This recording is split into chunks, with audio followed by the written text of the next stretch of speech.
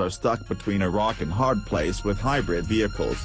On one hand, efficient hybrids are a necessary evil, for lack of a better phrase, to hit increasingly stringent CAFE standards. But on the other hand, low fuel prices mean it takes an increasingly long time for consumers to see a return on the investment of a hybrid's price premium.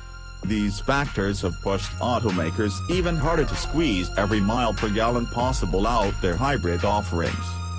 That's inevitably led to powertrain innovations designed to maximize just how long and how far hybrids can run on pure electric power and how often the gas engine can shut down. Occasionally, this doesn't work out all that well, as is the case with the new Nissan Rogue Hybrid, for instance, but there are companies getting things right.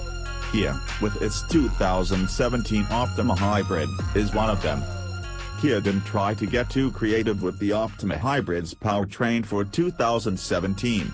There's a 2.0-liter, naturally aspirated, 4-cylinder gas engine, a 38-kilowatt electric motor, and a 1.62 kilowatt-hour battery pack. Total system output is 192 horsepower and 271 pound-feet of torque, with EPA estimated fuel economy ratings of 39 miles per gallon in the city and 46 miles per gallon on the highway, for a 42 mile per gallon combined rating. That's all spiffy.